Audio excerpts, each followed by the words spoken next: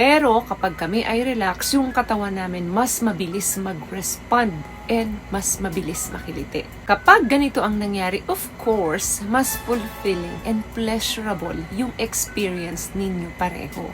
Maitim ba skin, underarm at singit mo? K-Skin ang bahala sa'yo. Premium ang ingredients, paraben-free and sulfate-free, and FDA-approved, kaya safe for everyone. With K-Skin, ibalik ang alindog mo.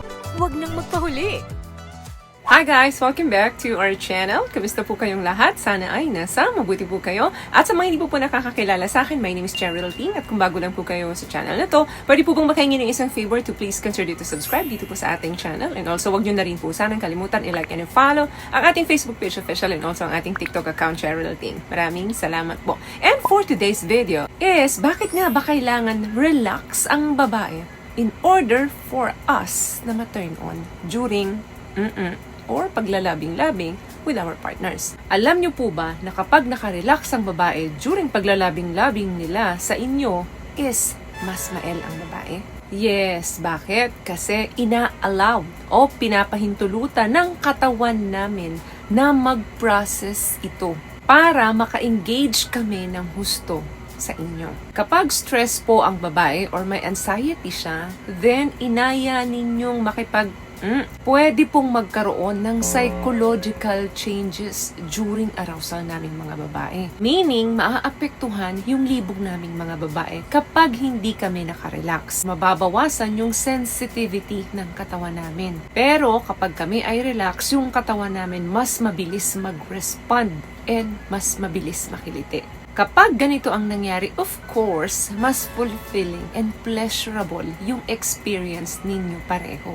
Number 1 na mapapansin mo kapag ang babae ay relax kapag ka nakikipaglabing-labing is yung kanilang psychological response. Ang arousal po or libog naming mga babae, involved dyan ang physical changes. Tulad ng pag-i-increase ng blood flow doon sa aming genitals. Kapag kumpleto po or sagana ang blood flow doon sa aming down there, expect nyo na mas mael talaga ang babae. Naiiwasan din po ang muscle tension kasi nga, relax siya. And mas nagre-release kami ng magandang hormones. Yan yung, halimbawa dyan, yung endorphins. Nangyayari ang mga bagay na yan once na ang babae ay nasa state of relaxation. Number 2 na mapapansin mo sa babae kapag relax siya, ang kanyang mental state. Alam niyo po ba yung salitang mental block?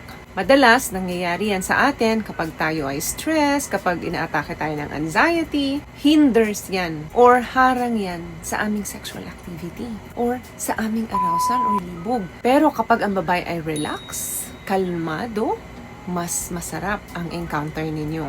Pang-apat, apektado rin po ang kanyang hormones or meron siyang hormonal influence kapag relax ang babae during labing-labing. Yung mga hormones po, like estrogens, progesterones, yan po ang mga hormones na may malaking role sa desire and sexual arousal ng babae. Kapag relax po ang babae, matutulungan nito na maging optimize ang hormonal balance. Kapag ganito po, of course, mas malaki ang contribution na ma-increase ang sexual sensitivity naming mga babae. Tandaan po natin na ang pinakamalaking sex organ natin ay nandito po. So, kailangan stimulated po ang brain natin, especially kaming mga babae, during paglalabing-labing. So, kapag ang babae ay kalmado, siya ay relax, of course, mas malibog talaga yan. Madampian mo pa lang yung kanyang nipple, umuungol na yan. Madampian mo pa lang yung kanyang tinggil, nako, napapaliyad na yan.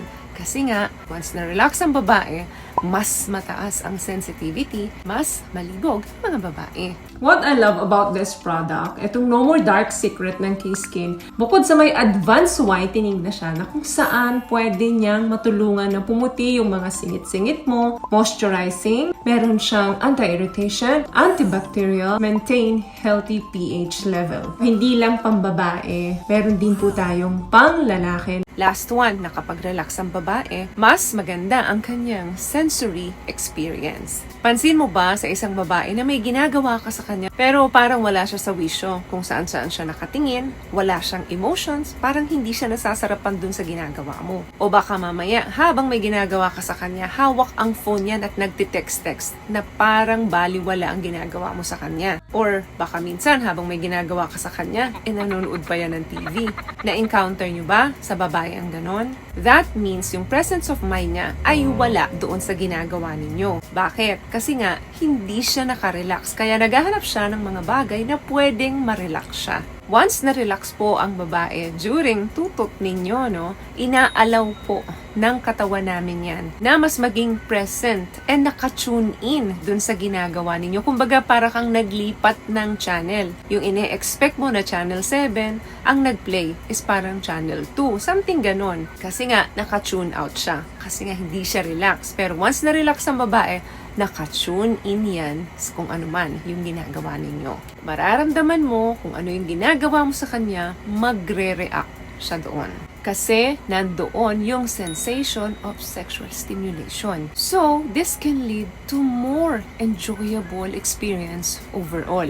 Usually, kapag relax at kalmado ang babae, excited yan doon sa ginagawa nyo. Hindi lang mentally excited, but physically excited siya. So overall, napaka-pleasurable ng magiging experience niya.